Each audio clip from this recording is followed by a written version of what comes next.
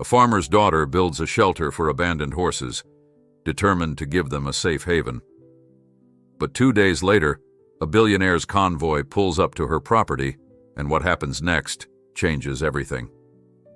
The morning frost crunched beneath Sarah Mitchell's worn boots as she made her way across the family farm, her breath forming small clouds in the crisp autumn air.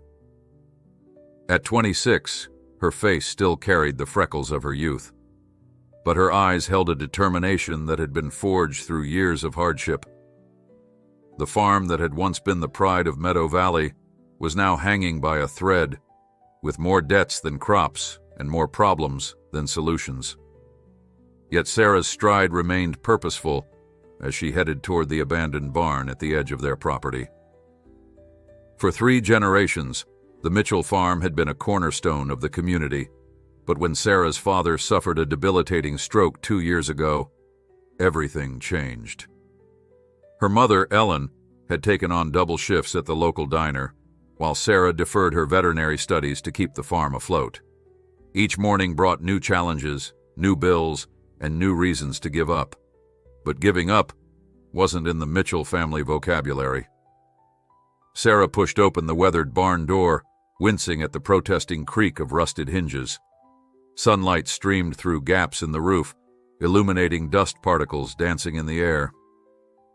This old structure had been unused for years, deemed too unstable for their livestock, but Sarah saw potential where others saw ruin.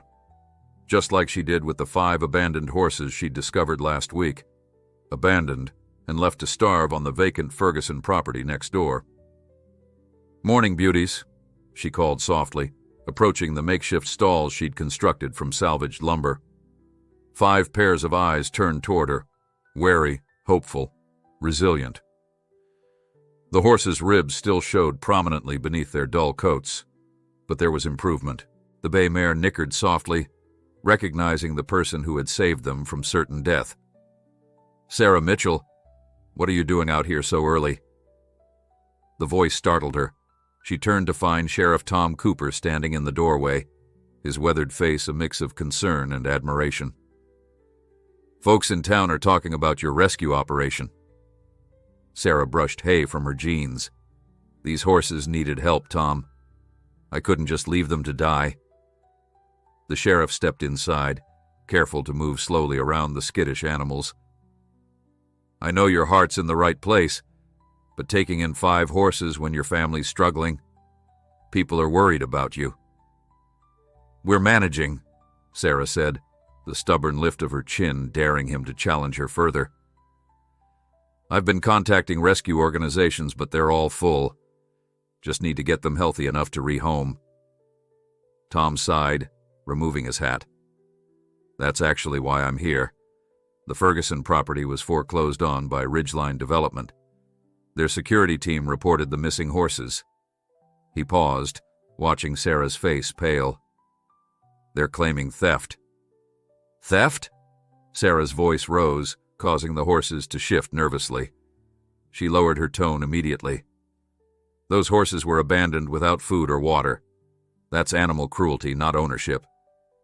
I know. Tom held up a placating hand. "I explained the situation, but Ridgeline's lawyers are insistent. They're giving you 48 hours to return the horses or face charges." Sarah's hands balled into fists. "Return them to what, Tom? To starve? To die? I can't do that." The sheriff placed a gentle hand on her shoulder. "I'm on your side, Sarah. But Ridgeline isn't some local business you can reason with. They're a development corporation with deep pockets and deeper connections." "Then I have 48 hours to figure something out," Sarah replied, her mind already racing. "I won't let these horses down." After Tom left, Sarah leaned against the barn wall, the weight of his words settling heavily on her shoulders. Ridgeline Development was notorious in the region for buying up distressed rural properties and transforming them into luxury estates. They had no interest in horses. They simply wanted the problem gone. Her phone buzzed in her pocket. A text from her mother. "Where are you?" Mr. Holloway called again about the missed payment. Sarah closed her eyes, feeling the walls closing in. The bank, the bills, and now this. Opening her eyes, she looked at the 5 horses who gazed back at her with quiet trust. "I'm not giving up on you," she whispered. "Not now. Not ever." That evening, Sarah sat at the kitchen table with her mother and their neighbor, Frank Dawson, who had been helping manage the farm since her father's stroke. The weight of their conversation hung in the air like a physical presence. "A social media campaign," Sarah insisted, tapping on her laptop keyboard. "If we can get enough attention, maybe someone will help. I've seen it work before." Ellen Mitchell's tired eyes reflected concern. "Honey, even if someone offers to take 1 horse, what about the other 4? And what about the legal threats?" Frank, his face weathered from decades of farming, leaned forward. "Ridgeline doesn't care about those horses. They just don't want the liability or the bad press from them being found neglected on their property." "Exactly," Sarah nodded vigorously. "So we use that. We document everything. Their condition when I found them, their recovery, all of it. If they want to claim ownership, they can also claim responsibility for the neglect." Her mother's sigh was soft but heavy. "Sarah, we can barely keep this farm going. Your father's medical bills, the mortgage." Her voice trailed off. "I know, Mom." Sarah reached across the table, taking her mother's work-worn hand. "But some things are worth fighting for. Dad would have done the same." The mention of her father settled the matter. James Mitchell had never walked away from an animal in need, no matter the cost. It was from him that Sarah had inherited her fierce determination and compassion. Later that night, Sarah created a social media account, Second Chance Stables. With trembling fingers, she uploaded photos of the horses, their ribs protruding when she'd found them, alongside current images showing slight improvement. She wrote their story with raw honesty, detailing the neglect they'd suffered and the looming threat from Ridgeline development. "These 5 souls need your help," she typed. "I have 48 hours to find them a safe haven before they're returned to the people who abandoned them. Please share their story." With a deep breath, she pressed post and watched her plea disappear into the vast digital universe, wondering if anyone would hear it. Sarah slept fitfully that night, dreams filled with running horses and faceless corporate lawyers. She woke before dawn, immediately checking her phone. The post had been shared a few hundred times, encouraging but not enough to change their situation. At the barn, Sarah worked methodically, cleaning stalls and checking each horse carefully. The chestnut gelding, whom she'd named Phoenix, was still worryingly thin, but had begun to show interest in his surroundings. The bay mare, Willow, followed Sarah with her eyes, nickering softly when she approached. "We'll figure this out," Sarah promised them, wishing she felt as confident as she sounded. By midday, her post had gained more traction, with several local news outlets requesting interviews. Sarah agreed to all of them, speaking passionately about animal welfare and corporate responsibility. Camera crews came to the barn, capturing footage of the recovering horses and Sarah's makeshift rehabilitation facility. As the sun began to set on the first of her 48 hours, Sarah was exhausted but hopeful. The story had been picked up by a national animal welfare organization, and donations had started to trickle in. Not enough to solve their problems, but enough to buy more time and supplies. She was mucking out stalls when her phone rang, an unknown number. Sarah answered, expecting another reporter. "Is this Sarah Mitchell?" The voice was crisp, professional. "Yes, speaking." "Ms. Mitchell, my name is Eleanor Reed. I'm the executive assistant to Alexander Hayes of Hayes International." Sarah paused, pitchfork in midair. Hayes International was one of the largest investment firms in the country. "I think you have the wrong number." "No mistake. Mr. Hayes has seen your story about the rescued horses. He's very interested in your situation and would like to help." Sarah leaned against the stable door, skepticism warring with desperate hope. "What kind of help?" "Mr. Hayes would like to discuss that in person. He'll be in your area tomorrow and would appreciate a meeting at your facility. Sarah's mind raced. Was this some trick by Ridgeline? A wealthy investor suddenly interested in 5 rescued horses seemed too good to be true, yet she couldn't afford to dismiss any potential help. Tomorrow morning would work, she heard herself saying. Around 10? Perfect. Mr. Hayes will see you then. After hanging up, Sarah stood motionless in the barn, the horses watching her curiously. Alexander Hayes was a billionaire, his name occasionally appearing in business news and charity galas. What could someone like him possibly want with their struggling farm and rescued horses? As she finished her chores and headed back to the house, Sarah couldn't shake the feeling that tomorrow would change everything. She just didn't know if it would be for better or worse. Dawn broke over the Mitchell farm, painting the weathered buildings in soft gold. Sarah had barely slept, her mind churning with possibilities and fears. What would a billionaire want with their small operation? Was it a genuine offer of help, or something else entirely? She'd spent half the night researching Alexander Hayes, his business ventures, philanthropic activities, anything that might give her insight into his motives.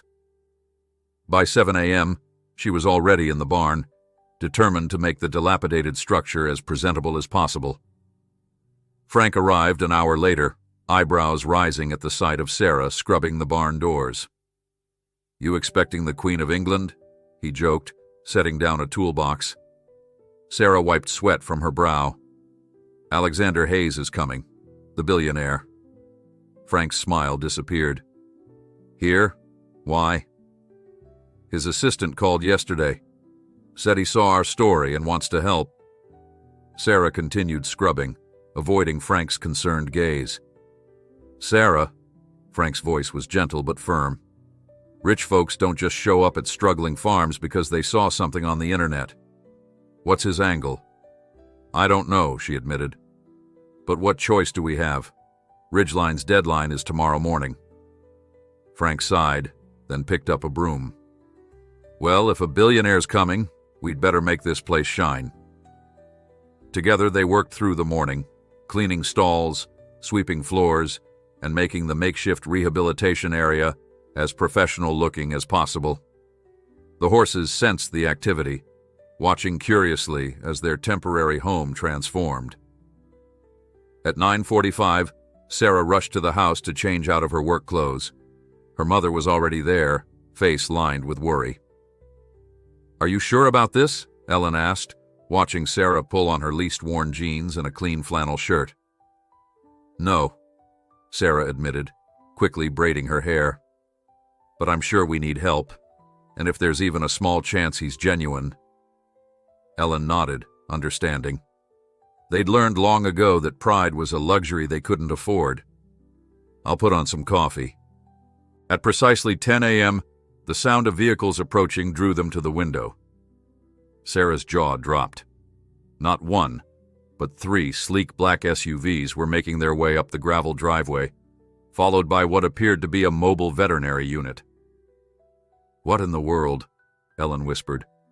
Sarah stepped onto the porch, heart pounding as the vehicles came to a stop. From the lead SUV emerged a tall man in his 50s, silver hair perfectly groomed, his casual attire of jeans and a blue button-down, somehow looking more expensive than anything Sarah had ever owned. His face was familiar from the photos she'd studied last night. Alexander Hayes, looking exactly like the business mogul he was. What surprised her were the people exiting the other vehicles, men and women in professional attire carrying equipment, and from the veterinary unit, 3 people in medical scrubs. "Ms. Mitchell?" Hayes approached with an extended hand. "Alexander Hayes. Thank you for agreeing to meet on such short notice." Sarah shook his hand, acutely aware of her calluses against his smooth palm. "Mr. Hayes, this is quite an entourage." He smiled, the expression warming his sharp features. "I believe in being prepared. I hope you don't mind, but I've brought my personal veterinary team. After seeing the condition of the horses in your post, I thought a professional assessment might be helpful."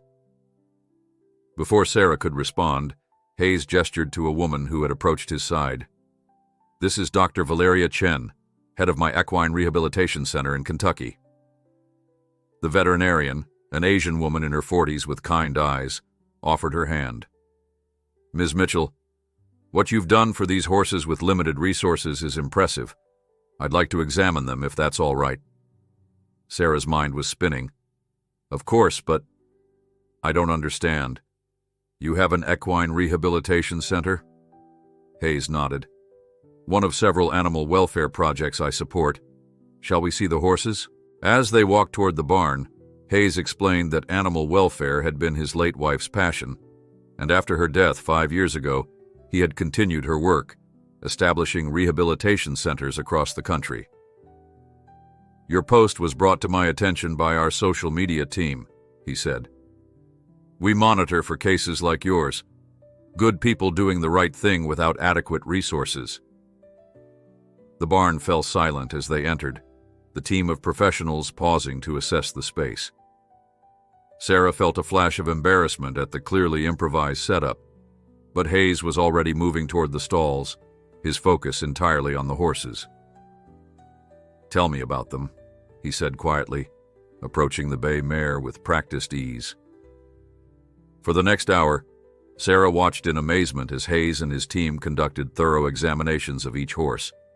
They moved with efficient professionalism, treating the animals with gentle respect while documenting their conditions. Hayes himself seemed to transform, his corporate polish giving way to genuine concern as he worked alongside the veterinarians. Dr. Chen approached Sarah as the examinations concluded. "You've done remarkably well with what you had. They're undernourished but showing good signs of recovery. No permanent damage from what we can tell." "So they'll be okay?" Sarah asked, relief washing over her. "With proper care, absolutely. But they'll need specialized treatment, particularly the older gelding. His teeth need significant work, and the youngest mare shows signs of past abuse. She'll need behavioral rehabilitation." Sarah's heart sank. These were treatments she couldn't possibly afford, even with the donations that had come in. Hayes joined them, his expression thoughtful. "Ms. Mitchell, may we speak privately?" They stepped outside, the autumn sun now high overhead. Hayes looked directly at her, his gaze assessing but not unkind. "You've done something remarkable here, but you're facing an impossible situation. Ridgeline development isn't going to back down, and these horses need care beyond what most sanctuaries can provide." Sarah nodded, bracing herself for the letdown. He would offer money for the horses' care elsewhere, which was more than she could have hoped for yesterday, but the thought of letting them go still stung. "I'd like to adopt all 5 horses," Hayes said, surprising her. "They would go to my rehabilitation center in Kentucky, receive the specialized care they need, and once recovered, they'd either remain at our sanctuary or be carefully rehomed to vetted adopters." Sarah's breath caught. It was the perfect solution, far better than anything she could provide, yet something in his tone suggested there was more. "That's incredibly generous," she said carefully, "but I sense there's something else." Hayes smiled slightly. "Perceptive. Yes, there is. I'm not just interested in the horses, Ms. Mitchell. I'm interested in your operation." "My operation? This isn't an operation. It's just me trying to help some abandoned animals." "Exactly." Hayes gestured toward the barn. "You created a rescue facility with practically nothing. You stood up to a powerful corporation. You have veterinary training, even if incomplete, and clearly a gift with traumatized animals." He paused. "What if you could do this properly? With funding, with resources?" Sarah stared at him, uncomprehending. "What are you suggesting?" "I'm expanding our network of rehabilitation centers. This region has nothing like it, despite the clear need. I'd like to establish a new center here, with you running it." The world seemed to tilt beneath Sarah's feet. "Mr. Hayes, I'm not qualified. I never finished my training. Education can be completed. Experience and heart like yours can't be taught. He held up a hand as she began to protest further. Before you answer, there's something else you should know. After seeing your post, I had my team research Ridgeline's activities in this area. Sarah waited, sensing a shift in the conversation. They've been using questionable tactics to pressure landowners into selling. Your neighbor's property, where you found the horses, isn't the first case of suspicious neglect that conveniently led to a distressed sale. Hayes's expression hardened slightly. I don't appreciate those methods. In fact, as of this morning, my company has acquired a controlling interest in Ridgeline Development. Sarah's jaw dropped. You bought the company? Just like that? A strategic investment, Hayes corrected with a small smile. One that ensures they won't be bothering you about these horses, or your farm, again. Sarah looked back toward the house where her mother stood watching from the window, then to the barn where the horses she'd rescued were receiving care she could never have provided. The offer was beyond anything she could have imagined, yet something held her back. Why me? She asked finally. You don't know me. You could hire anyone with better qualifications. Hayes was quiet for a moment, his gaze distant. My wife, Catherine, grew up on a farm not unlike this one. She used to say that true compassion isn't measured by how much you give when you have plenty, but by what you're willing to sacrifice when you have almost nothing. He looked at Sarah. You were willing to risk everything for those horses. That's who I want running my center. The magnitude of the opportunity before her was overwhelming. A chance not just to save 5 horses, but to help countless animals in the future. A way to use her training and passion while securing her family's future. I need to discuss this with my family, she said finally. Hayes nodded. Of course. Take the time you need. He handed her a business card. My team will continue caring for the horses today. Call me when you've decided. As he walked back toward the barn, Sarah stood motionless, the card in her hand feeling like a key to a door she hadn't known existed.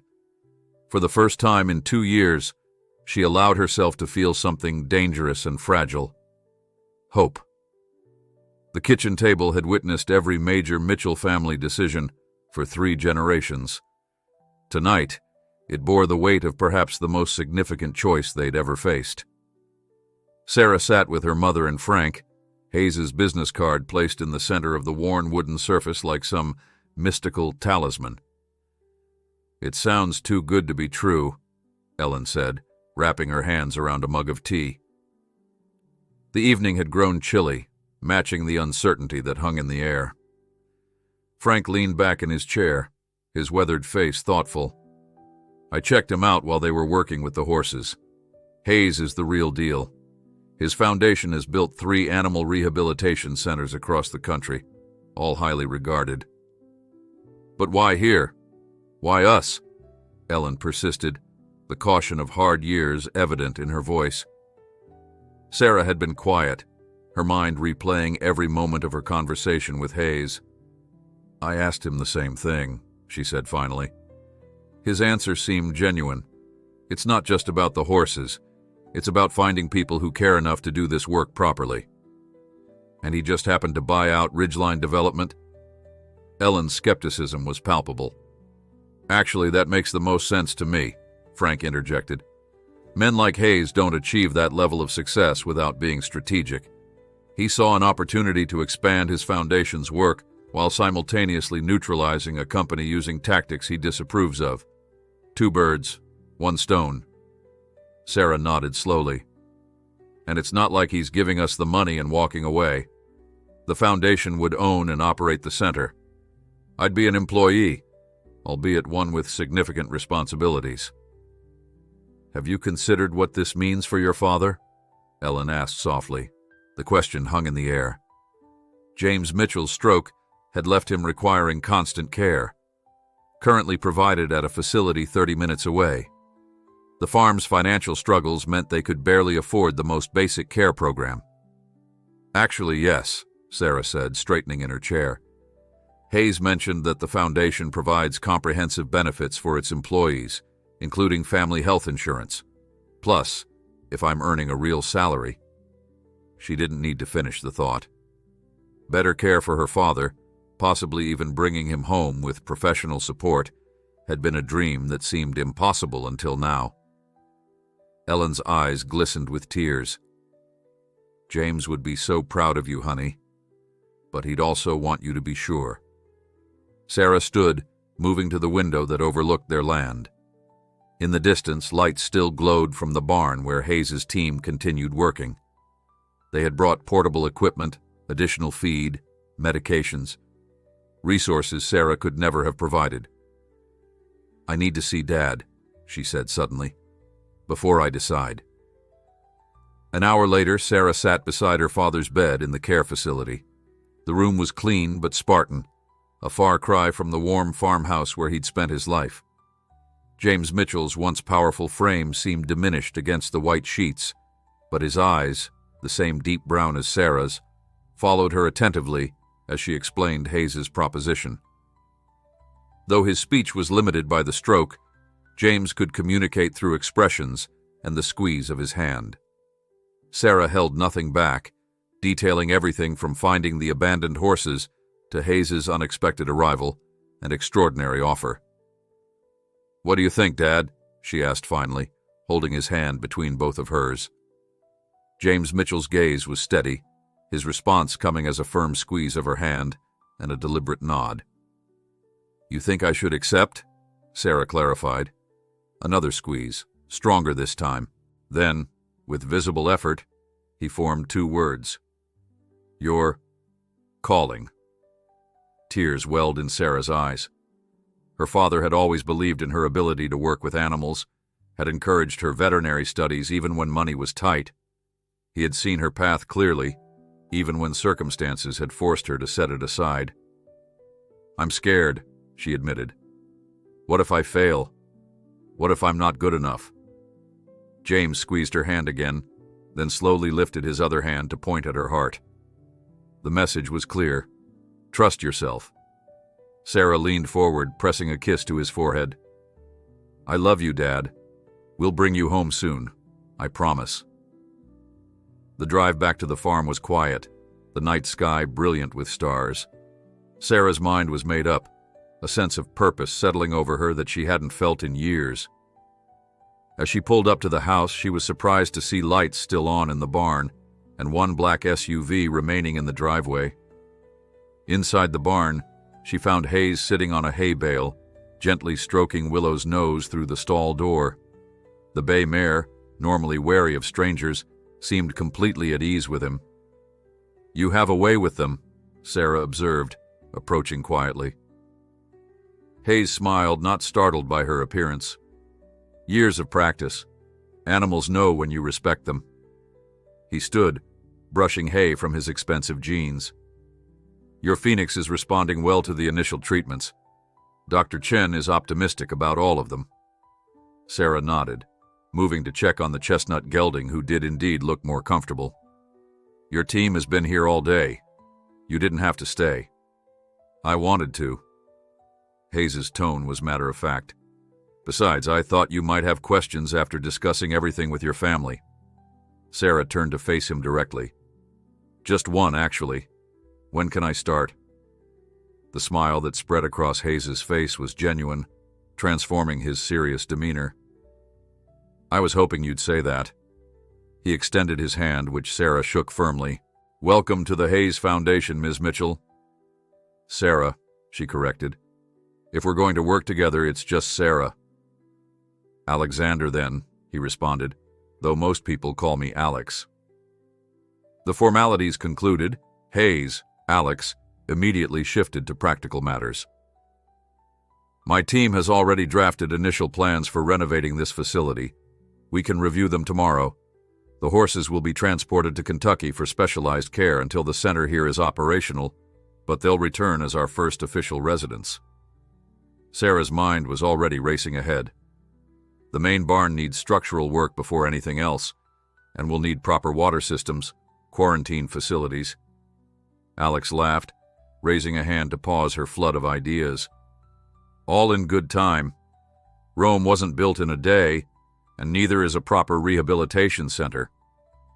His expression grew more serious. There's something else we should discuss. Your family's financial situation. Sarah tensed, her pride immediately on guard. What about it? Your farm is integral to this project, but I understand there are significant debts. The foundation is prepared to resolve those immediately as part of our establishment costs. You want to buy our farm? Sarah asked, confusion and alarm rising. No, Alex corrected quickly. We want to lease a portion of it, with an option for your family to remain in the residence and maintain private ownership of the original homestead. The financial compensation would clear existing debts and provide ongoing income beyond your salary. The arrangement was generous, more than generous. It would secure her family's future while allowing them to keep their home and heritage. Yet Sarah hesitated, generations of farming pride warring with practical necessity. My mother would need to agree to the terms, she said finally. Of course. We'll have proper documents drawn up for her review. Alex checked his watch. It's getting late. I should let you rest. Tomorrow will be a busy day. As they walked toward the barn door, Sarah paused. Can I ask you something personal? Alex raised an eyebrow but nodded. Your wife, you said animal welfare was her passion. What would she think about all this? For a moment, Alex's composed demeanor faltered, revealing a glimpse of the grief he usually kept hidden. Catherine would, he began, then cleared his throat. She would have been the first one here, probably working alongside you in the stalls before I even arrived with the legal team. A sad smile touched his lips. She believed that saving one animal won't change the world, but for that one animal, the world changes completely. The simple truth of those words resonated deeply with Sarah.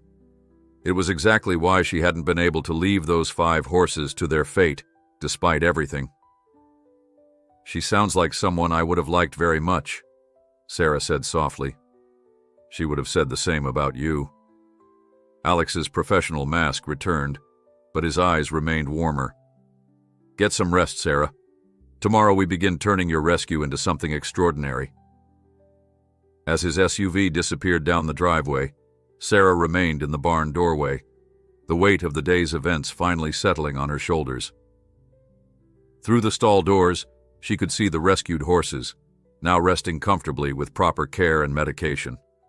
One day ago, she had been desperate, out of options, facing the heartbreaking possibility of losing them. Now, standing on the threshold of a new chapter, Sarah felt something she'd almost forgotten. A sense of rightness, of moving toward rather than away from her dreams. The path ahead would be challenging, the transformation of their struggling farm into a state-of-the-art rehabilitation center filled with unknowns. But for the first time in years, those unknowns felt like possibilities, rather than threats.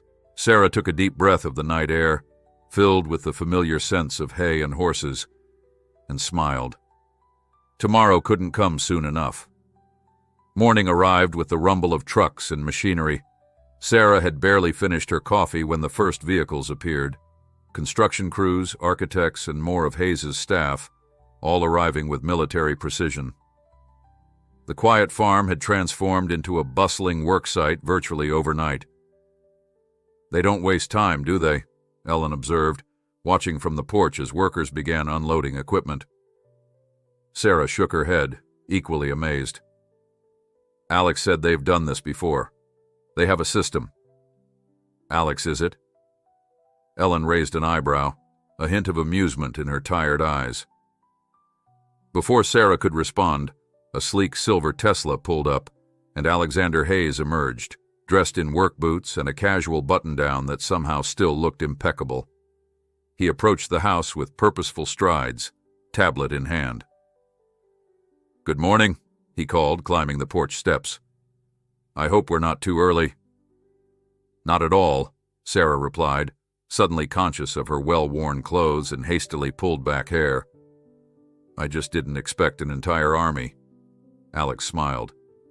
The Foundation believes in efficiency. I've brought the renovation plans for your approval, and the legal team has prepared the lease documents for review. He glanced at Ellen. Mrs. Mitchell, I presume. It's a pleasure to meet you properly. Ellen shook his offered hand, her expression cautiously optimistic. Mr. Hayes, your proposal is certainly unexpected. The best opportunities often are, he replied smoothly. Shall we discuss the details inside?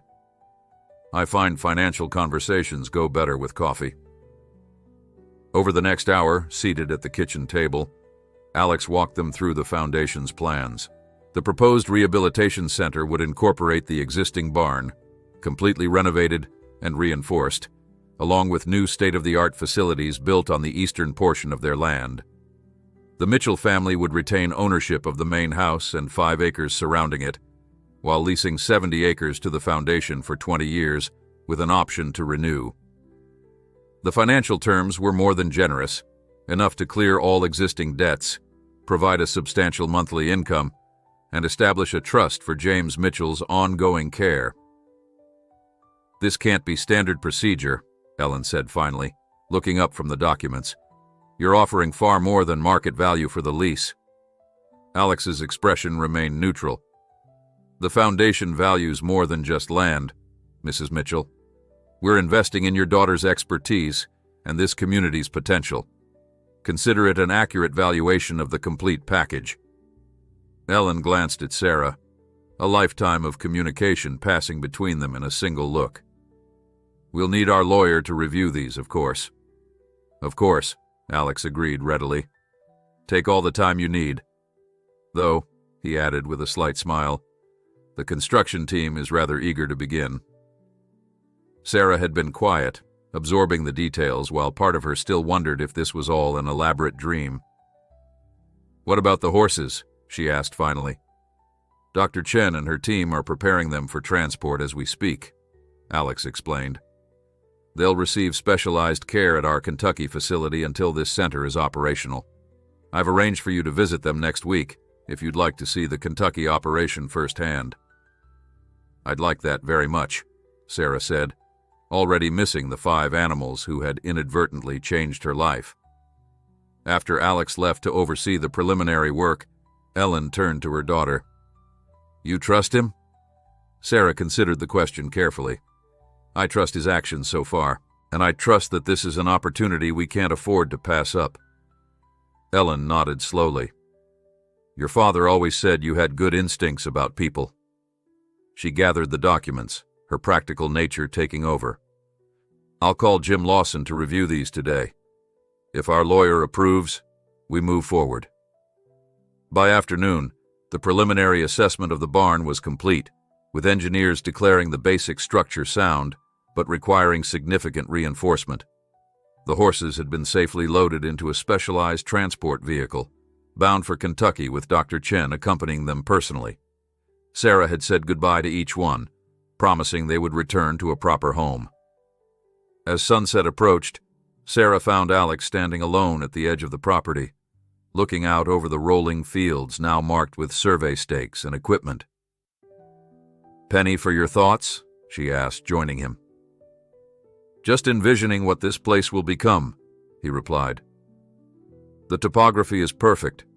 Natural drainage, good sight lines, enough space for paddocks and grazing without overcrowding. Sarah nodded, seeing her familiar land through new eyes. It was a good farm once. My great-grandfather chose this spot carefully. He had an excellent eye. Alex turned to face her. How are you feeling about all this? It's a lot of change very quickly. The question caught Sarah off guard. In her experience, powerful people like Alex Hayes didn't typically concern themselves with the emotional impact of their business decisions. Overwhelmed, she admitted honestly. Grateful, terrified of disappointing you. Alex's expression softened. The Foundation has a thorough training program. You'll have support every step of the way. It's not just the technical aspects, Sarah confessed. I've spent 2 years just trying to keep our heads above water. Success wasn't even on my radar, just survival. Now suddenly I'm responsible for a multi-million-dollar facility. May I offer some perspective?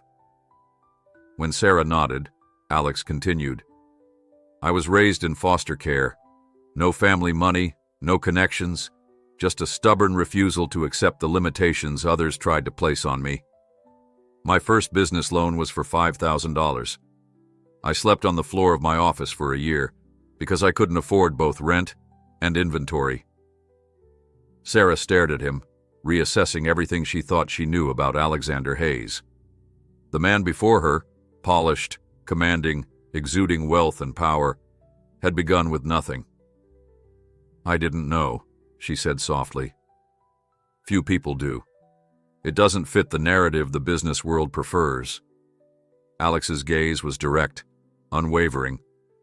I'm telling you this because I recognize something in you that I value highly: resilience. You've faced impossible circumstances and refused to break. That quality is far rarer and more valuable than any credential. The simple acknowledgement of her struggles, without pity or condescension, touched Sarah deeply. For 2 years, she had carried the weight of her family's survival alone, pushing through each day on sheer determination. To have that effort seen and valued was unexpectedly emotional. Thank you, she managed, fighting the thickness in her throat. Alex nodded, seeming to understand the impact of his words. Changing the subject slightly, he gestured toward the main barn. The team estimates 6 months for the complete renovation, including the new structures. We'll start hiring additional staff in 4. 6 months? Sarah couldn't hide her surprise. That seems incredibly fast. As I said, we've done this before. The foundation has dedicated construction crews who specialize in these facilities. Alex checked his watch.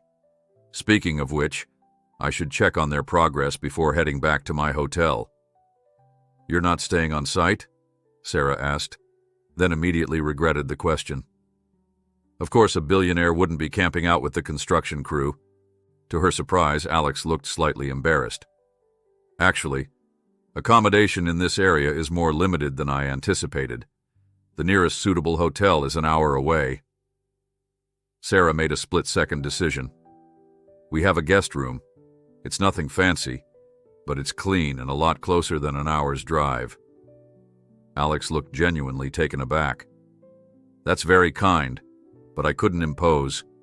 It's not an imposition, Sarah insisted, surprising herself with her boldness. It's practical. You'd waste 2 hours driving each day, and I'm guessing your time is valuable. For a moment, Alex seemed to be weighing complex factors in his mind. Then, with a slight inclination of his head, he accepted. If you're certain it's no trouble, I'd appreciate it. Just for a few days while we set up the project. As they walked back toward the house, Sarah wondered what her mother would think about their unexpected house guest. More significantly, she wondered about this new dimension to her working relationship with Alexander Hayes. Having him stay at their modest farmhouse seemed to blur the carefully maintained line between benefactor and recipient, employer and employee. Yet there was something about his revelation, the foster child who became a billionaire, that made the intimidating figure beside her suddenly more human. Perhaps, Sarah reflected, that humanity was precisely what the Mitchell farm needed. Not just funding and expertise, but genuine understanding of what it meant to build something meaningful from nothing. The sun dipped below the horizon as they reached the house, casting long shadows across what would soon become Second Chance Rehabilitation Center. For better or worse, their lives were now intertwined with Alexander Hayes and his vision. Only time would tell where this unexpected partnership might lead. Ellen Mitchell's eyes widened when Sarah explained their new arrangement, but to her credit, she simply nodded and said, "I'll make up the guest room." Years of farm hospitality had ingrained the habit of welcoming visitors, regardless of circumstances. Still, preparing a bedroom for a billionaire was uncharted territory. Dinner that evening was a surprisingly comfortable affair. Alex arrived with a bottle of wine, and a genuine appreciation for Ellen's home cooking. He fielded their questions about the foundation's work while showing equal interest in the farm's history and the community's character. By the time they moved to coffee, the initial awkwardness had largely dissipated. "So the Kentucky facility was your first?" Ellen asked, passing a plate of her apple pie. Alex nodded, accepting a slice. "Catherine and I started it 12 years ago. Initially just a small operation focused on rescued racehorses." His expression softened at the mention of his late wife. "She was the heart of it. I provided the business structure, but she understood what the animals needed." "How many centers do you have now?" Sarah asked. "4 operational, including Kentucky. Wyoming focuses on wild mustangs, Texas specializes in working ranch horses, and California handles a mix of cases, particularly abuse situations." He set down his fork. "This will be our 5th, and potentially our most comprehensive. We're designing it to handle everything from rehabilitation to training for adoption." Sarah's mind raced with possibilities. What about educational programs? Community involvement? Alex smiled, seeming pleased by her question. "Absolutely part of the plan. Catherine always believed that prevention through education was as important as rehabilitation." As the evening wore on, Sarah found herself increasingly comfortable with their unexpected guest. Despite his wealth and influence, Alex seemed genuinely interested in their perspectives and respectful of their expertise in farming matters. When he finally excused himself to take a business call, Ellen gave Sarah a thoughtful look. "Not what I expected," she admitted quietly. Sarah nodded. "Me neither." The next few days fell into a surprising routine. Alex would join them for breakfast, spend the day overseeing the initial construction work and conducting video conferences from a makeshift office in the barn, then return for dinner and conversation, before retreating to the guest room to handle international calls late into the night.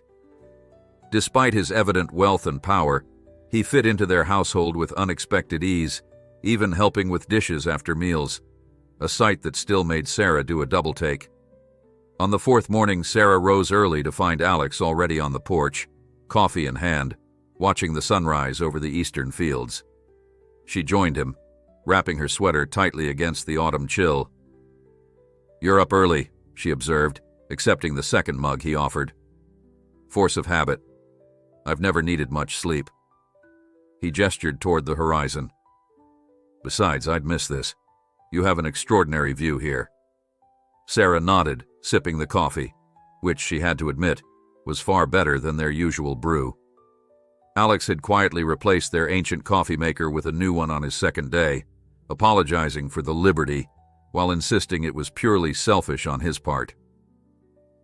"I've been thinking about your education," Alex said after a comfortable silence. Sarah tensed slightly. Her abandoned veterinary studies were a sensitive topic, a dream deferred by necessity rather than choice. "The foundation has relationships with several veterinary schools," he continued. "We could arrange for you to complete your degree while working for us. Flexible scheduling, practical experience counting toward your credits." Sarah stared at him. "You can do that?" "Large donations to educational institutions tend to open certain doors," Alex replied with a hint of dry humor. "The point is, if finishing your degree is important to you, we can make it happen." The casual offer, life-changing in its implications, left Sarah momentarily speechless. She had resigned herself to leaving that dream behind, focusing instead on the practical reality of running the farm. The possibility of reviving it felt almost too good to be true. Yes, I'd like that very much," she managed finally. Alex nodded as if the matter were settled. "I'll have my education coordinator contact the university. We should be able to arrange something before the center opens." Before Sarah could properly absorb this development, Alex's phone chimed. He checked it, his expression shifting to business mode. "The transport team is 30 minutes out with the modular offices. I should go meet them." He paused at the door. Oh, and Dr. Chen sent video updates of the horses this morning. They're doing well, especially Phoenix. I forwarded them to your email." With that, he was gone, leaving Sarah on the porch with cooling coffee and the disorienting sensation that her life's trajectory had just been fundamentally altered in the space of a 5-minute conversation. By the end of the week, the transformation of the Mitchell farm was well underway. Temporary offices had been established, architectural plans finalized, and the main barn's renovation had begun in earnest. Alex's few days had stretched into a week, then 2, his presence becoming an unexpectedly normal part of their household. The community's reaction had been mixed. Some neighbors were thrilled about the economic boost the center would bring. Others were suspicious of outsiders with big plans and deep pockets. The local diner had become a hub of speculation, with opinions divided along predictable lines. Sarah's tour of the Kentucky facility had solidified her confidence in the foundation's work. The operation was impressive, professional yet compassionate, with methodical systems supporting individualized care for each animal. She had spent hours with the 5 horses from her barn, now thriving under expert attention, and returned home even more committed to establishing something equally excellent in Meadow Valley. On a crisp Saturday morning 3 weeks into the project, Sarah was reviewing training protocols when Sheriff Cooper's patrol car pulled up the driveway. She stepped out to meet him, noting his concerned expression. "Morning, Tom. Everything all right?" The sheriff removed his hat, looking uncomfortable. "Not exactly. There's been some talk in town, Sarah. Concerns about what's happening here." Sarah frowned. "What kind of concerns?" "Harold Jenkins has been stirring things up at the town council. Says this fancy rehabilitation center will change the character of the valley. Bring in the wrong element. He's filed formal objections to the building permits." Sarah's heart sank. Harold Jenkins was a prominent local businessman and third-generation town councilman. His opposition could create significant obstacles. "That's ridiculous," she protested. "This center will create jobs, provide services." "I know that," Tom interrupted gently. "But Harold's got influence, and he's convinced some folks that Hayes is just another outsider looking to change things for his own benefit." He hesitated. "There's more.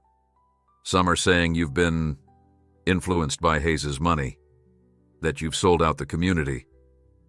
The accusation stung, especially coming from people she'd known her entire life. Before Sarah could formulate a response, Alex's voice came from behind her. "Sheriff Cooper, I thought I might be seeing you soon." His tone was pleasant but alert as he joined them on the porch. "I understand there are concerns about our project." Tom looked between them, clearly uncomfortable with the situation.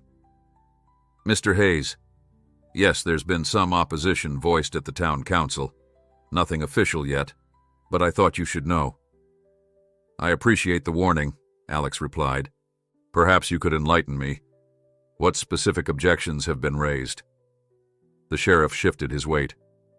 "Mostly concerns about changing the agricultural character of the area, increased traffic, the usual resistance to anything new." Alex nodded thoughtfully. "Valid concerns for any community. We should address them directly." He turned to Sarah. "What do you think about holding an open house? Invite the community to learn about the project, answer questions, demonstrate the benefits." Sarah blinked, surprised at being consulted so naturally in front of the sheriff.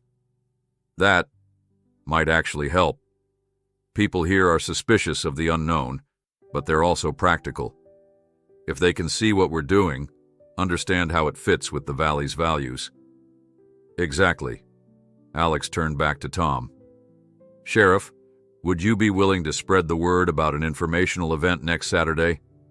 Nothing formal, just an opportunity for transparent discussion." Tom replaced his hat, looking relieved. "That might help diffuse things. I'll mention it around town." After the sheriff departed, Sarah turned to Alex, frustration evident in her expression. "I'm sorry about this. Harold Jenkins has opposed every change in this valley for 30 years. He fought against the new school, the medical clinic, even the restoration of the historic downtown. Every project faces opposition, Alex replied, unconcerned. It's actually a good sign. It means we're making enough progress to be noticed. Sarah shook her head, admiring his composure. How can you be so calm about this? Jenkins could cause real problems with permits, zoning. Sarah, Alex interrupted gently. I've built developments on 5 continents. I've navigated bureaucracies that make your town council look like a model of efficiency. Harold Jenkins doesn't worry me. His confident smile was reassuring. Besides, we have something he doesn't. What's that? The best interests of this community genuinely at heart. Alex checked his watch. Now let's prepare for this open house. If we're going to win over the skeptics, we'll need to show them exactly how this center will benefit Meadow Valley. As they walked toward the construction site to begin planning, Sarah marveled at Alex's approach. Where she had seen a potential crisis, he saw an opportunity to strengthen community support. It was yet another reminder of why he had achieved so much, that rare combination of strategic thinking and genuine belief in his mission. What remained to be seen was whether that approach would be enough to win over a town traditionally resistant to change, especially change initiated by outsiders. The coming week would test not only their plans for the rehabilitation center, but also the community's willingness to embrace a new vision for Meadow Valley's future. The week leading up to the open house passed in a whirlwind of preparation. Sarah was amazed at how quickly Alex's team pivoted from construction planning to community relations, producing informational materials, preparing site tours, and even creating a small-scale model of the completed facility. Nothing was left to chance. An approach Sarah was quickly learning was standard operating procedure for Hayes Foundation projects. You really think of everything, don't you? She remarked, reviewing the detailed agenda for the event. Alex smiled slightly. I prefer to be prepared. In business, I've found that anticipating objections is more effective than reacting to them. And is that what this is? Business? The question slipped out before Sarah could reconsider it. Alex paused, giving the question genuine thought. No, he said finally. Business is part of it. The foundation operates with financial discipline. But this is something more personal. He gestured toward the construction site, where workers were already framing the new buildings. Every center we build extends Catherine's legacy. That transcends business. The honest answer touched Sarah unexpectedly. Over the past weeks, she had seen glimpses of the man behind the Billionaire facade, his dry humor over breakfast, his genuine interest in the farm's history, his patience with her mother's endless questions. Each revelation made him more human, more approachable, and somehow more compelling. Saturday morning dawned clear and cool, perfect weather for an outdoor event. Sarah woke early, nervous energy propelling her through chores at double speed. By 9, vehicles began arriving. Foundation staff, caterers, and the audio-visual team setting up displays. Breathe, Alex advised, appearing at her side as she fretted over the information booths. Everything is under control. Sarah exhaled shakily. I just want this to go well. These are my neighbors, people I've known my whole life. Their opinion matters. And they'll see what we see, a project with genuine benefits for this community, Alex assured her. Now, why don't you check on your mother? I believe she's organizing the refreshment area with military precision. Sarah smiled despite her nerves. Ellen had taken surprising ownership of the hospitality aspects of the open house, enlisting her friends from the church to help serve coffee and homemade pastries. It was a small thing, but significant, the first sign of local community members actively supporting the project.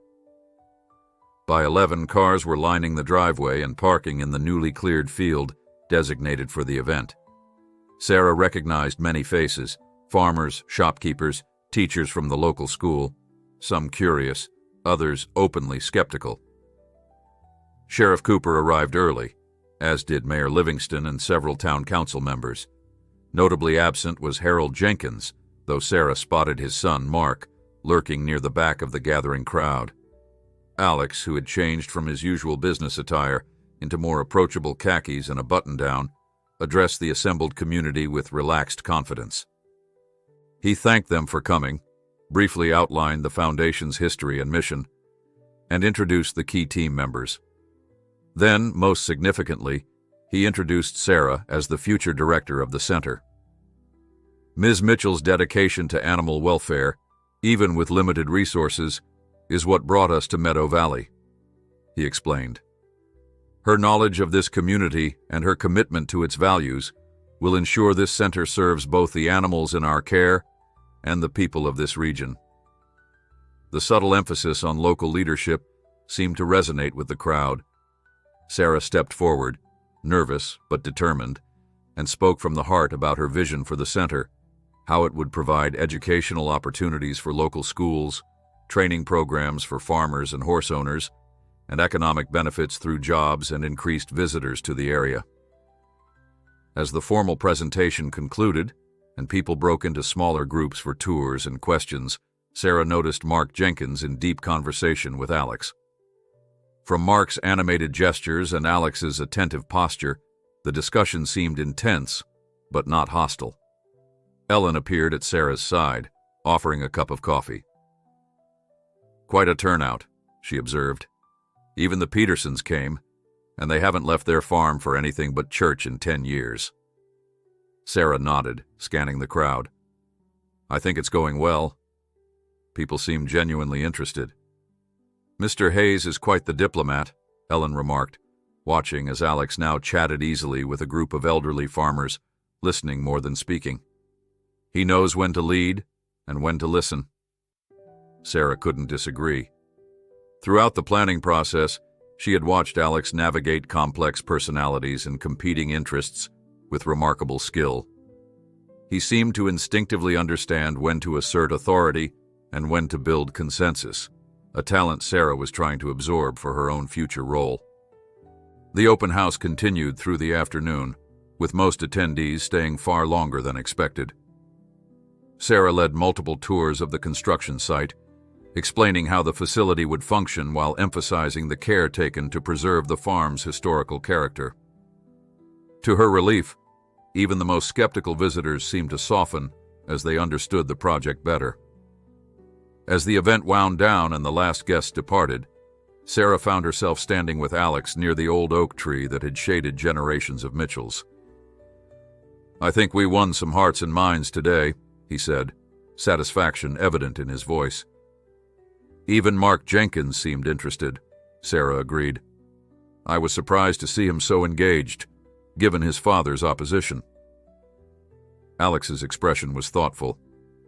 "Mark has different priorities than his father. He's concerned about the declining population of young people in the valley, sees this project as a potential draw for educated professionals who might otherwise leave for cities." "You got all that from one conversation?" "I make it a point to understand motivations," Alex replied.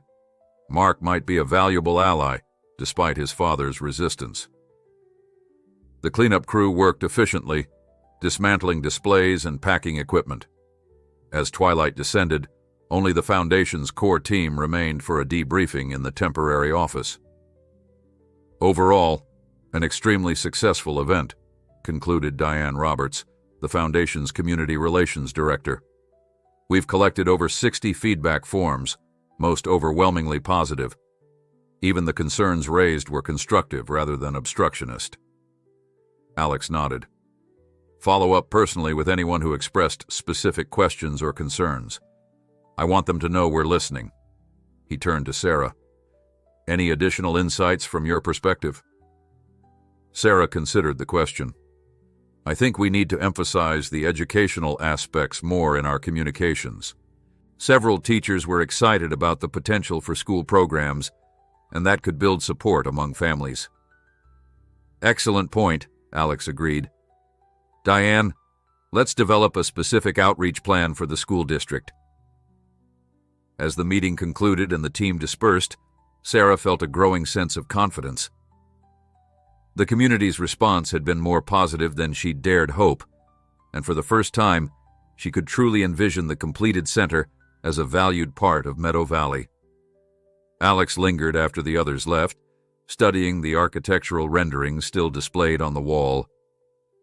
"You were incredible today," he said without looking away from the drawings.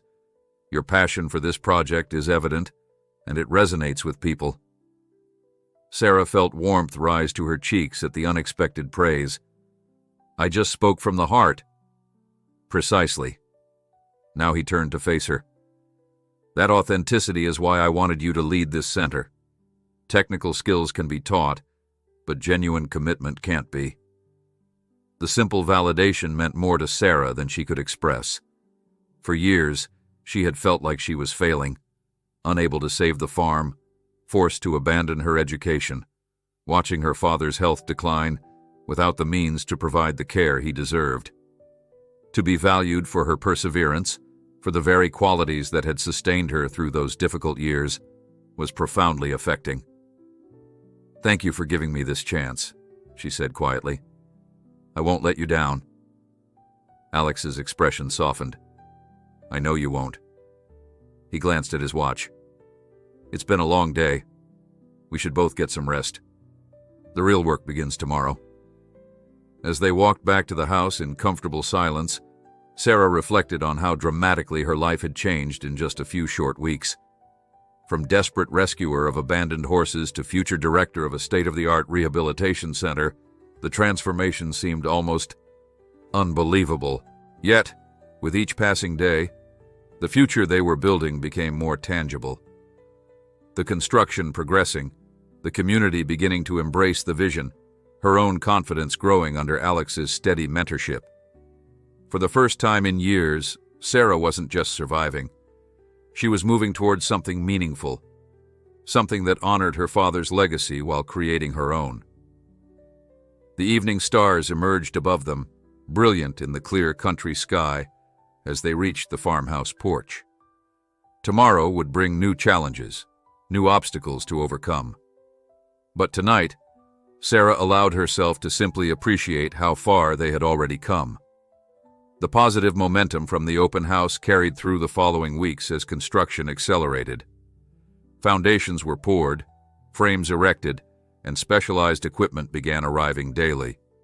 Local contractors had been integrated into the project, creating an immediate economic impact that helped solidify community support. Even Harold Jenkins had grown quieter in his opposition, though Sarah remained wary of his influence. October gave way to November, bringing colder temperatures and the first hints of winter. The project remained miraculously on schedule, a testament to the efficiency of Alex's team and their experience with similar facilities. More surprising to Sarah was how seamlessly she had been incorporated into every aspect of planning, her input sought and valued on everything from stall design to staffing structures.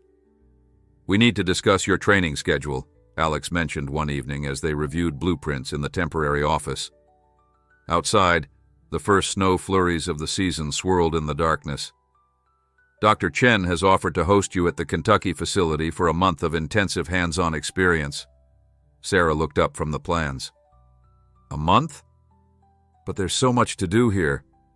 "The construction team has everything under control," Alex assured her. "This is the perfect time for you to immerse yourself in our operational methods.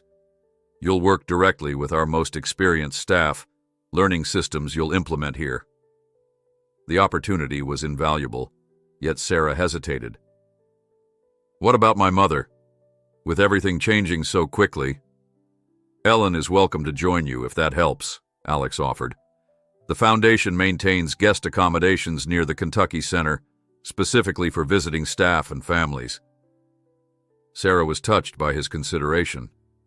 In the 2 months since Alex had arrived in Meadow Valley, he had shown consistent thoughtfulness toward her family's needs.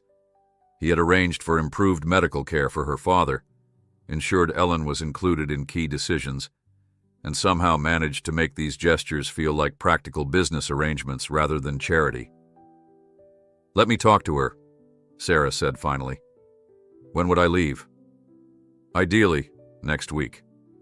You'd return just before Christmas in time to oversee the final phases of construction and begin staff hiring in January. The timeline made sense, yet the prospect of leaving Meadow Valley, and she had to admit, Alex himself, for a month, created an unexpected heaviness in her chest. Their daily collaboration had developed into something she valued deeply, a partnership of mutual respect and shared purpose that often extended beyond working hours into evening conversations on the porch or walks around the property. Ellen, however, saw the opportunity with characteristic practicality. "Of course you should go," she insisted when Sarah raised the subject. "This is exactly what you need. Proper training in a functioning facility. But the farm, the construction, we'll continue without you hovering over every detail," Ellen finished firmly. "Mr. Hayes has this well in hand, and I'm perfectly capable of keeping an eye on things." She studied her daughter's face. "Unless there's another reason you're reluctant to leave." Sarah felt heat rise to her cheeks. "I just want to see this through properly." Ellen's knowing look suggested she wasn't entirely convinced, but she didn't press further. "Well, I won't be joining you. Someone needs to stay here, and I've got my hands full with the holidays approaching and your father coming home for Christmas." The decision made, Sarah found herself on a foundation jet the following Monday, flying to Kentucky with a mixture of excitement and trepidation. The separation from the daily progress at the farm left her feeling oddly unmoored, though Alex had established a schedule of video calls to keep her updated on developments. The Kentucky facility exceeded even her highest expectations. Sprawling across 200 acres of rolling bluegrass, it combined state-of-the-art medical capabilities with thoughtfully designed rehabilitation spaces. Most impressive to Sarah was the culture. Every staff member, from veterinarians to stable hands, demonstrated the same commitment to animal welfare and evidence-based practices. Dr. Valeria Chen, who had first examined the horses at the Mitchell farm, proved to be an exacting but generous mentor. She integrated Sarah into every aspect of the operation, treating her as a colleague rather than a trainee. "Alex speaks very highly of you," Dr. Chen mentioned, as they treated a severely malnourished mare one afternoon. "He believes you have exceptional instincts with traumatized animals." Sarah focused on administering medication, hoping to hide her pleased reaction. "He's been very supportive." "That's not typical, you know," Dr. Chen continued, watching Sarah's technique with approval. "Alex is involved with all our centers, of course, but he's taken unusual personal interest in Meadow Valley. He's been on site continuously for, 2 months now?" "The construction is complicated," Sarah offered, though she had wondered about his extended presence herself. Dr. Chen's slight smile suggested she had her own theories but wouldn't share them. "Well, whatever the reason, it's good to see him engaged like this. After Catherine died, he retreated into work, built the foundation into something extraordinary, but at a personal cost." Sarah had noticed that Alex rarely discussed his life outside the foundation. He spoke of Catherine occasionally, always with evident love, but his current existence seemed entirely consumed by work. She wondered sometimes if he had friends, hobbies, anything that brought him joy beyond the Foundation's mission. The weeks in Kentucky passed quickly, filled with intensive learning and practical experience. Sarah worked directly with the 5 horses from her barn, delighted by their progress. Phoenix, the chestnut gelding, had transformed completely, his coat now gleaming, his formerly suspicious eyes now bright and engaged. Even the most traumatized of the group, a skittish mare they'd named Willow, was showing significant improvement. "They'll be ready to transfer back to Meadow Valley in February," Dr. Chen confirmed during their final week. "Just in time for your official opening." Sarah's twice-weekly video calls with Alex had kept her connected to the progress at home. The construction continued at remarkable pace despite the onset of winter weather, with the main structures now enclosed and interior work proceeding. Alex had also begun interviewing potential staff members, always careful to include Sarah in final decisions, even from a distance. During their last scheduled call before her return, Alex seemed unusually hesitant, taking longer than normal to answer her questions about construction details. "Is everything all right?" Sarah finally asked. "You seem distracted." Alex paused, then appeared to make a decision. "Actually, there's a development I should mention. Harold Jenkins has filed a formal complaint with the county commissioner, alleging improper permitting and zoning violations." Sarah felt a surge of frustration. After everything we've done to address community concerns, what possible grounds could he have? The usual bureaucratic technicalities, nothing substantive, but enough to potentially cause delays if not addressed properly. Alex's calm demeanor was reassuring, yet Sarah could detect the tension beneath it. "Our legal team is handling it, but I wanted you to be prepared. There might be some local controversy when you return. Do we need to fight this publicly? Get community support behind us?" "Not yet.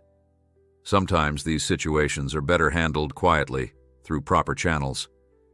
Alex hesitated again. "There's something else you should know. Jenkins approached me with a proposal last week. He would withdraw his objections if the foundation would sell him the adjacent Ferguson property at below market value." Sarah was stunned. "That's basically extortion. Why would he want that land?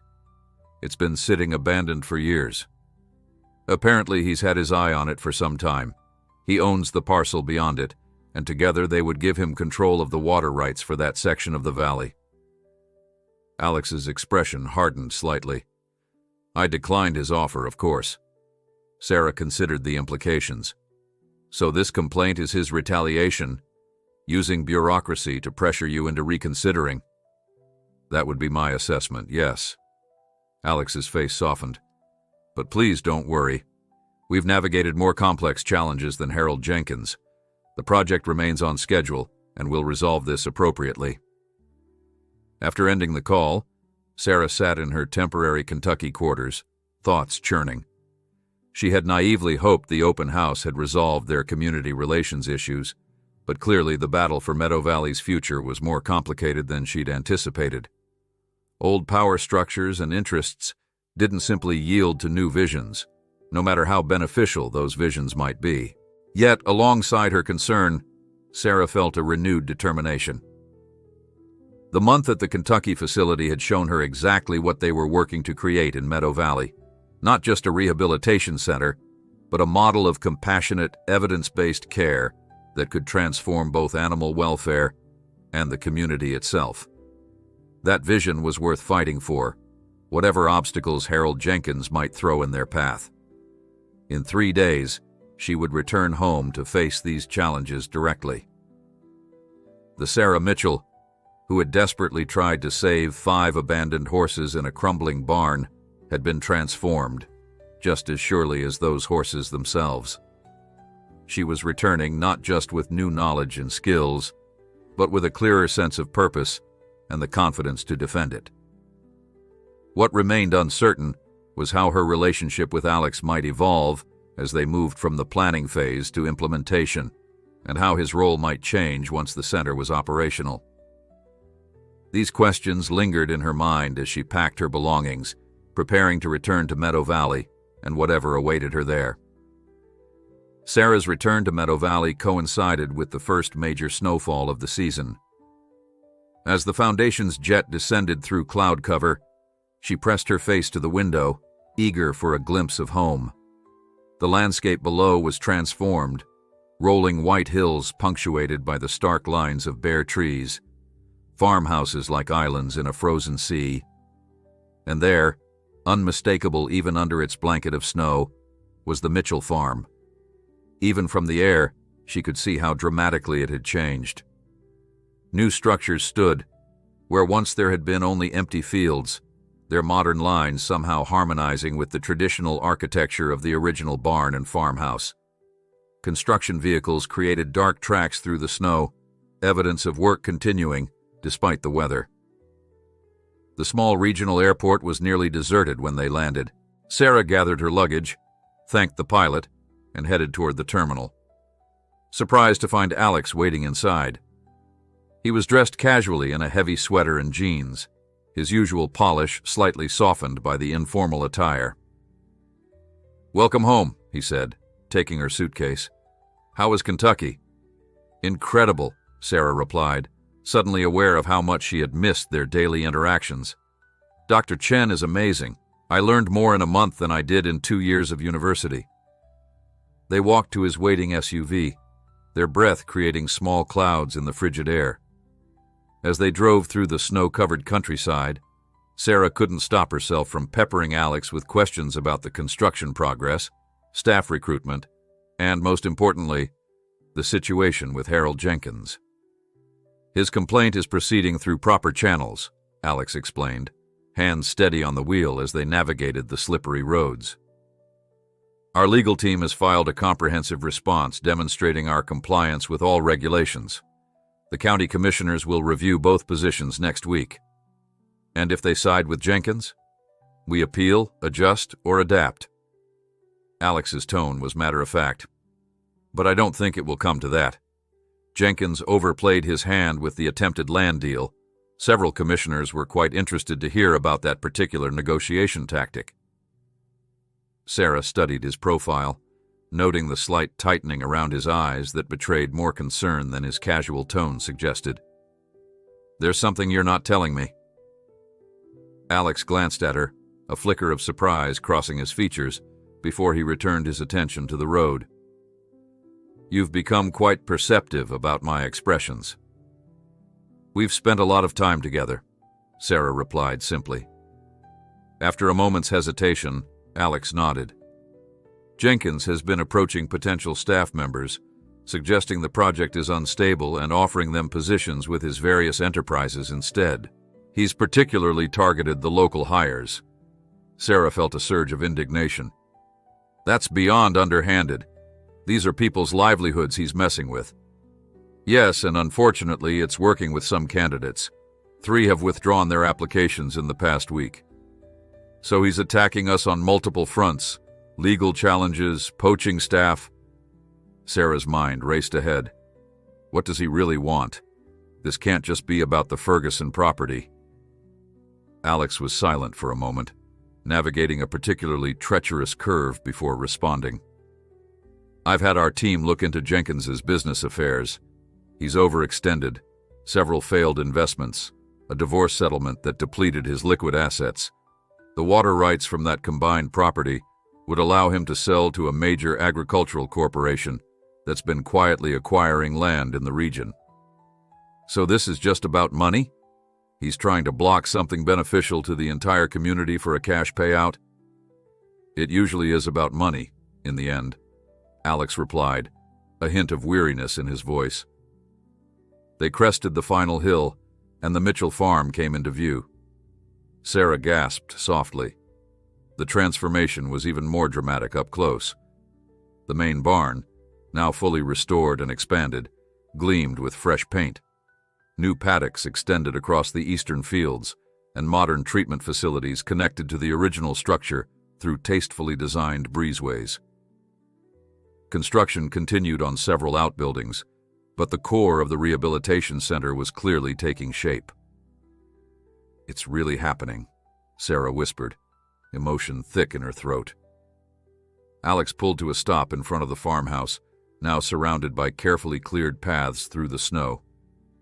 "Yes, it is, and no amount of bureaucratic maneuvering from Harold Jenkins is going to stop it." Ellen greeted them at the door, embracing Sarah tightly before leading them into the kitchen where coffee and homemade cookies awaited. The familiar warmth of home enveloped Sarah, yet something felt different. Perhaps it was her own transformation over the past month, or the subtle changes in the farmhouse itself, now updated with new appliances and fresh paint, courtesy of the foundation. "Your father's physical therapist says he's making excellent progress," Ellen reported as they settled around the table. "He should be able to come home for Christmas as planned, even if just for the day." The news brightened Sarah's spirits further. The specialized care facility where James Mitchell now resided, upgraded significantly through Alex's connections, had been reporting consistent improvements, but having him home for the holiday would be the greatest gift of all. "Now," Ellen continued, turning to Alex, "tell Sarah about tomorrow's town council meeting." Alex shot Ellen a slightly betrayed look, which she returned with innocent composure. Clearly, they had developed their own communication patterns during Sarah's absence. "It's nothing to worry about," Alex began, which immediately caused Sarah to worry. "The council is reviewing all major development projects before the end of the year. We're on the agenda." "And Jenkins will be there," Ellen added, ignoring Alex's attempt at downplaying. "He's been gathering supporters all month." Sarah looked between them. "So while you've been telling me everything is under control, there's actually a major public showdown brewing?" "It's not a showdown," Alex insisted. "It's a standard review process. Jenkins may attempt to use it as a platform, but the council has no legal grounds to halt a properly permitted project." Ellen made a skeptical noise. "Legal grounds don't always matter in small towns, Mr. Hayes. Relationships do. And Harold Jenkins has spent decades cultivating them." Sarah placed her mug down firmly. "Then I should be there. This is my community, my project too." "Precisely what I told Mr. Hayes," Ellen agreed with satisfaction, "though he was concerned about throwing you into a potentially contentious situation immediately after your return." Alex sighed, outnumbered. "I simply suggested you might want a day to readjust before facing Jenkins and his allies." Sarah appreciated his protectiveness, but this was exactly why she had returned when she did. The rehabilitation center wasn't just Alex's project to defend. It was her future, her community's future. "I'll be there," she said with finality. "We'll face this together." The meeting room at the Meadow Valley Town Hall was packed beyond capacity the following evening. Sarah recognized faces from throughout the community: farmers, business owners, teachers, and families, all squeezed into uncomfortable folding chairs or standing along the walls. The atmosphere was tense, with clear divisions visible in the seating arrangements. Jenkins and his supporters occupied the right side of the room, while Foundation employees and project supporters filled the left.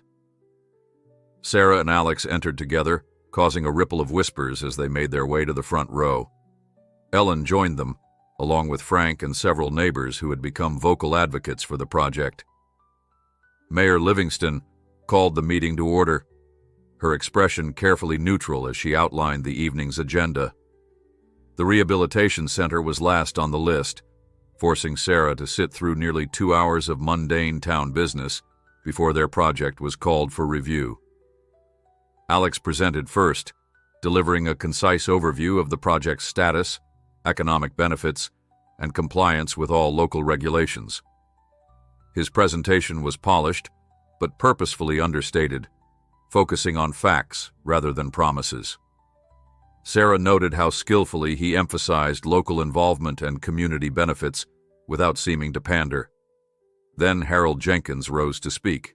In his 60s, with a full head of silver hair and the confident bearing of someone accustomed to influence, Jenkins cut an imposing figure. His objections began reasonably enough: concerns about traffic, water usage, and the changing character of the agricultural community.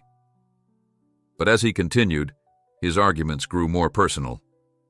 "We have to ask ourselves why a billionaire from New York has suddenly developed such interest in our little valley," Jenkins said, his voice carrying easily through the room.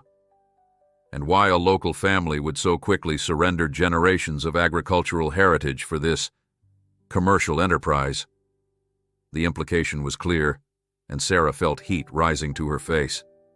Before Alex could respond, she found herself on her feet. "I'd like to address that," she said clearly, meeting Jenkins's surprised gaze directly.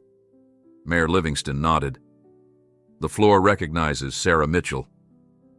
Sarah moved to the front of the room, heart pounding but determination stronger than her nervousness. As she turned to face her community, she realized this moment would define not just the project's future, but her own place in Meadow Valley's story.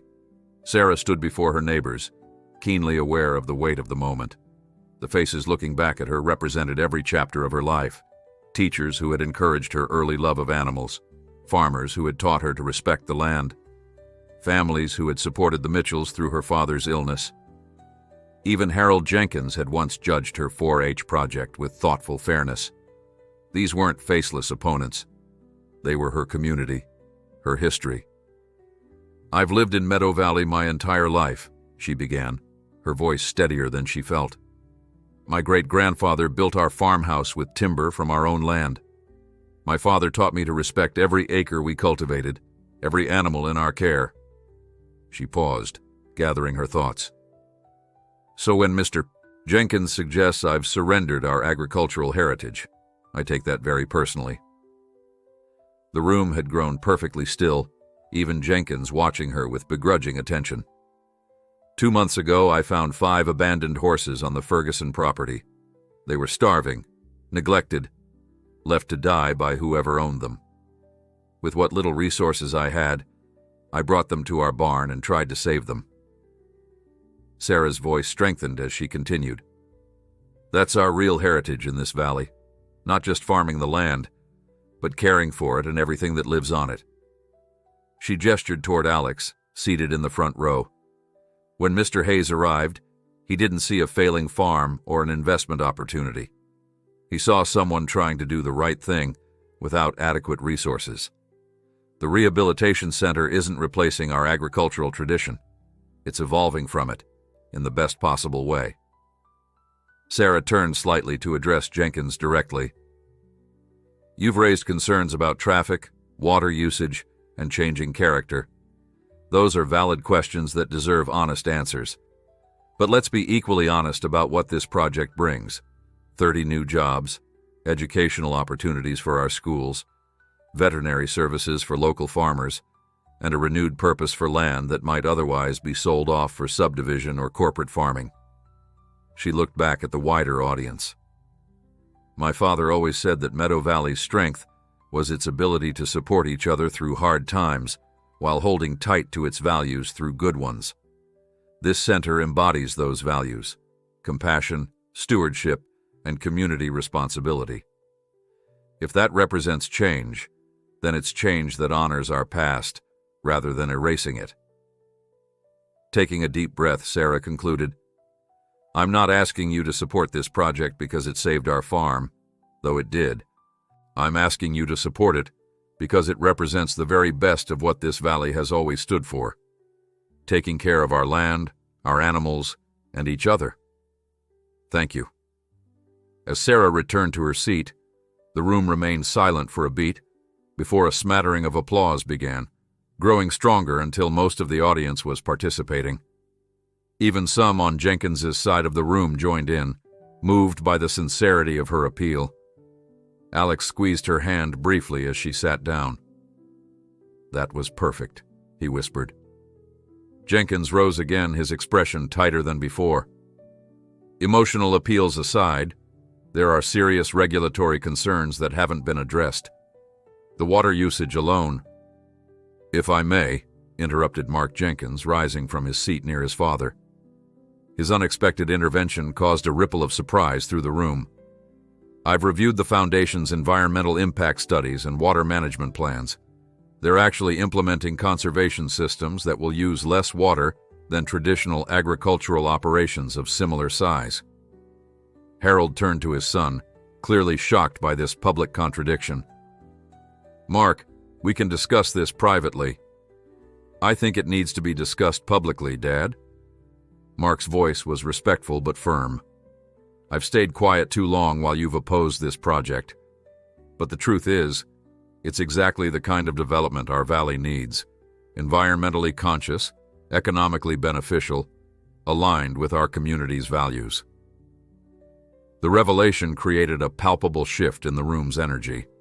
Harold Jenkins's face flushed, but before he could respond, Mayor Livingston intervened. "Thank you for those perspectives. Are there other community members who wish to speak on this matter?"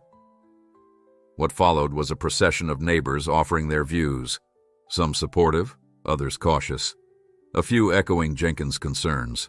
But the overall tenor had changed, with many expressing appreciation for the Foundation's transparency and Sarah's continued involvement. Teachers spoke of planned field trips, farmers mentioned the veterinary resources they hoped to access, and several young residents expressed excitement about professional opportunities that wouldn't require leaving the valley. Throughout it all, Alex remained composed, occasionally making notes, but mostly listening attentively to every speaker. Sarah was struck by his patience, his respect for the community process that many in his position might have dismissed as small-town bureaucracy. Finally, Mayor Livingston called for a council vote on the project's continued approval. The result was decisive. 5 in favor, 1 abstention, and only Jenkins himself opposed. The rehabilitation center would proceed as planned. As the meeting adjourned and people began to disperse, Sarah found herself surrounded by well-wishers and supporters. Ellen moved through the crowd with practiced social grace, while Alex hung back, allowing her this moment of community connection. When Sarah finally extracted herself and made her way to his side, Alex's expression was one of quiet pride. "Congratulations! You just secured the future of Second Chance Rehabilitation Center more effectively than an army of lawyers could have." "We secured it," Sarah corrected. "This is still very much our project together." Something flickered in Alex's eyes, a momentary vulnerability quickly masked. "Let's get some air," he suggested, gesturing toward the exit. Outside, the night was clear and frigid, stars brilliant above the small town square. Their breath-formed clouds in the December air as they walked in companionable silence, processing the evening's events. "Mark Jenkins was a surprise," Sarah finally said. "I never expected him to publicly oppose his father. Sometimes the younger generation sees possibilities the older one can't, or won't." Alex's tone was thoughtful. "I had several conversations with Mark over the past month. He has progressive ideas for the valley's future that align well with our vision." "You've been busy while I was away," Sarah observed. "Community outreach, legal battles, construction management. Do you ever rest?" Alex smiled slightly.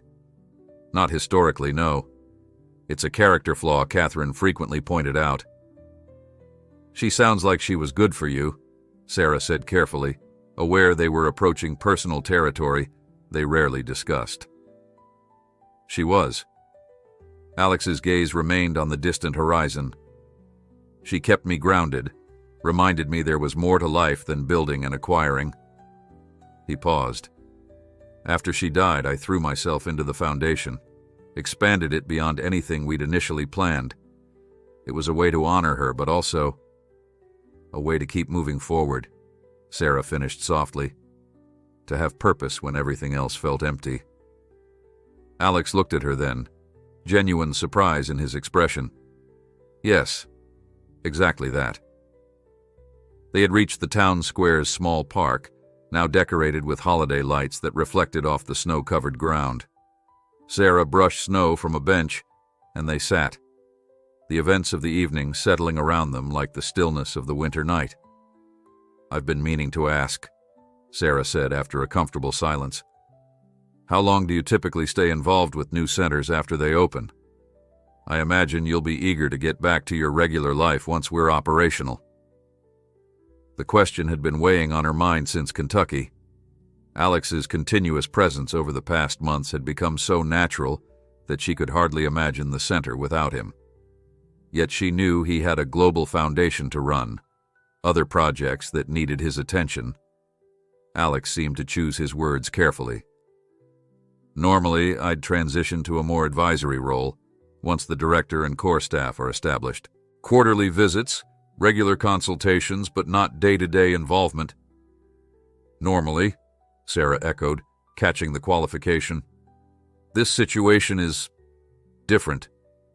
He turned slightly to face her. "I've been considering a more permanent presence in Meadow Valley, at least for the first year of operations. The Foundation's executive team is perfectly capable of managing our other centers with remote oversight." Sarah tried to process this unexpected information. "Because you're concerned about ongoing opposition from Jenkins?" "That's one factor," Alex acknowledged, "but not the primary one." The implication hung in the crisp night air between them, neither quite ready to address it directly. Instead, Sarah found herself saying, "I'd like that. Your continued involvement would be valuable for the center's success." "Just for the center?" Alex asked quietly. Before Sarah could formulate a response, Ellen's voice called from across the square. She was walking toward them with Frank and several neighbors, all clearly heading for the local diner that had stayed open late for post-meeting gatherings. "Sarah! Alex! We're celebrating at Maggie's. Join us?" The moment of vulnerability had passed, both of them shifting back to their public personas as they rose to join the approaching group. Yet something had changed. A door opened slightly that had previously remained firmly closed. As they walked toward the diner, surrounded by community members now invested in their shared vision, Sarah felt a new sense of possibility expanding before her. The rehabilitation center was secure, her family's future stabilized, and her professional path clearer than ever. What remained undefined was her personal journey and how Alexander Hayes might figure in that unwritten chapter. The diner's warm light spilled onto the snow as someone opened the door, welcoming them into the celebration of a community beginning to embrace not just a new facility, but a new direction for Meadow Valley itself.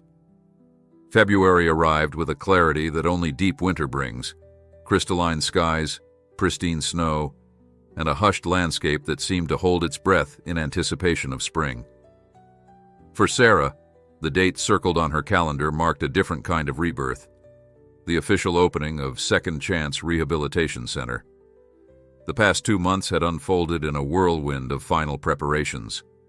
After the decisive town council meeting, even Harold Jenkins had grudgingly stepped back from active opposition, though he remained pointedly absent from any community events related to the center. His son Mark, however, had become an unexpected ally, helping to integrate the facility into the valley's existing agricultural framework. Christmas had brought the joy of having James Mitchell home for the day. His condition improved enough that he could participate in family traditions and even tour the nearly completed center from his wheelchair. Sarah had watched her father's eyes fill with tears of pride as Alex guided him through the state-of-the-art facilities, explaining how each space would function and emphasizing Sarah's role in every design decision. "You did good, sweetheart," James had said that evening, his speech clearer than it had been in months. "This place, it matters." Now, standing in the crisp morning air outside the main entrance, Sarah adjusted the ceremonial ribbon stretched across the doorway. In just 1 hour, the center would officially open to the public, with tours, demonstrations, and a reception planned for the entire community. But first, a more personal milestone awaited. The sound of vehicles approaching drew her attention to the long driveway. A specialized transport truck appeared, followed by Dr. Chen's SUV. Sarah's heart quickened. The 5 horses that had started this entire journey were finally coming home.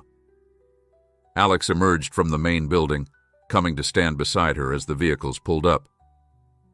"Ready for the reunion?" Sarah nodded, too emotional for words. Over the past month, she had received regular updates and video calls about the horses' progress, but seeing them in person again, healthy, rehabilitated, and returning to the very place where she had first fought to save them, held special significance. The transport team worked with practiced efficiency, carefully unloading each horse.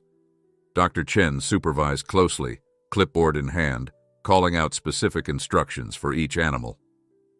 Phoenix emerged first. The once skeletal chestnut gelding now muscular and gleaming, his coat rich with health.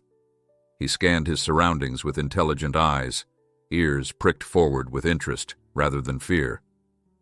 Willow followed, then the others, each transformation equally dramatic, each animal now embodying the center's purpose and promise. "They're magnificent," Alex said softly beside her. "You should be very proud."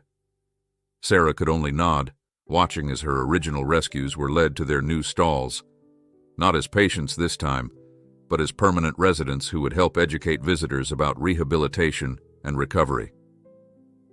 Phoenix approached the fence where she stood, lowering his head in clear recognition. As she stroked his velvet nose, the journey from that desperate day in the abandoned barn to this moment of triumph seemed almost dreamlike in its completeness. Dr. Chen joined them, satisfaction evident in her usually reserved demeanor. "They've exceeded all our expectations in Kentucky. Phoenix especially has shown remarkable aptitude for therapy work. He's gentle with children, intuitive with trauma patients." "Just like someone else I know," Alex remarked, his gaze resting meaningfully on Sarah. The hours that followed passed in a blur of activity as staff made final preparations for the opening ceremony. By midday, the parking area was filled with vehicles, local families, media representatives, foundation board members, and even government officials drawn by the innovative nature of the project.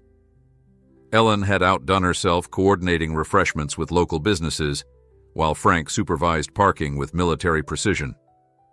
Sarah moved through final inspections in the crisp navy blazer Alex had insisted on having tailored for her. "Directors look the part," he'd said with gentle firmness when she'd protested the expense. As the appointed hour approached, Sarah found herself momentarily alone in her office, taking a breath before the public ceremonies began. The space reflected her dual nature, practical and warm, with veterinary texts, sharing shelves with family photos, including a newly framed picture of her father cutting the Christmas ribbon on his tour. A soft knock drew her attention to the doorway, where Alex stood. "Everyone's ready when you are," he said. "Your mother has your father comfortably situated in the front row." James had insisted on attending, despite the cold, his determination to witness his daughter's achievement, overriding medical caution. The specialized transportation and care team arranged by Alex had made it possible, another quiet kindness that had become characteristic of his involvement. Sarah nodded, smoothing her blazer nervously. "I keep thinking I'll wake up and find myself back in our falling-down barn with 5 starving horses and no solutions." Alex stepped into the room, his expression serious. "What you've accomplished here isn't a dream, Sarah. It's the result of extraordinary determination, compassion, and skill." He paused, seeming to make a decision. "Actually, there's something I'd like to discuss before we go out there." Sarah looked at him curiously. Over the past months, their working partnership had deepened into something neither had explicitly defined. Alex had indeed maintained a regular presence in Meadow Valley, dividing his time between the center and his other responsibilities, his extended stays at the Mitchell farmhouse transitioning from temporary arrangement to comfortable routine. "The board met yesterday," he continued. "They've reviewed the operational plans for all our centers, including the succession strategy." "Succession?" Sarah repeated, a flicker of uncertainty rising. "Are you leaving?" "Not exactly." Alex moved closer, his customary composure giving way to a rare vulnerability. "I'm transitioning from CEO to chairman. Less direct management, more strategic oversight." Sarah absorbed this unexpected news. "Why now?" "The foundation is expanding. Successful. Because I've realized something important during these months in Meadow Valley." His gaze held hers steadily. "There's more to life than work, even work you believe in. Catherine tried to teach me that. I think I'm finally learning the lesson." The implication hung between them, neither quite ready to articulate the shift that had been gradually occurring in their relationship. The lingering conversations that had nothing to do with work, the shared meals that extended long into the evening, the comfortable silences that needed no filling. "What does that mean for the center? For—" Sarah hesitated, then continued, "For your time here?" "It means I'll be establishing a more permanent residence in Meadow Valley," Alex replied, his voice softening. "If that would be welcome." Before Sarah could respond, Ellen appeared in the doorway. "There you two are. Everyone's waiting. It's time." The moment suspended between them, incomplete, but full of promise. With a slight nod that acknowledged both the interruption and the conversation to be continued, they followed Ellen to the main entrance where the community had gathered. The ceremony itself was everything Sarah had hoped. A true community celebration that transformed the rehabilitation center from a controversial development into a source of local pride. She cut the ribbon with her father beside her in his wheelchair, his hand steady on hers as the scissors closed. The crowd's applause washed over them, led enthusiastically by Mark Jenkins, whose father's conspicuous absence was barely noticed amid the general goodwill. Tours proceeded throughout the afternoon, with visitors expressing genuine admiration for the facilities. The 5 rescued horses became instant celebrities, their before and after photos prominently displayed as testament to the center's purpose. Local children crowded around Phoenix, now gentle and patient, where once he had been fearful and aggressive. As evening approached and the crowds began to thin, Sarah found herself back at the paddock fence, watching the horses in their new home. Alex joined her, the day's formalities behind them. "They've come a long way," he observed, "from abandoned and hopeless to ambassadors for second chances." "We all have," Sarah replied softly. She turned to face him directly. "About our conversation earlier, your more permanent presence would be very welcome, not just for the center." Alex's expression warmed with understanding. "I was hoping you might say that." He hesitated, then added, "I've learned something important from you, Sarah. Success isn't measured by what you build or acquire. It's measured by what you nurture and protect." As the winter sun set over Meadow Valley, casting long shadows across the snow-covered grounds of Second Chance Rehabilitation Center, Sarah reflected on the extraordinary journey from that desperate rescue to this moment of fulfillment. The 5 horses who had once faced death now symbolized hope and renewal, not just for themselves but for an entire community. And perhaps most unexpectedly, they had brought together 2 people who, despite their different backgrounds, shared a common vision and growing affection that promised its own new beginning. Whatever challenges lay ahead, and there would surely be many, they would face them together, with the same determination and compassion that had transformed an act of rescue into a legacy of second chances.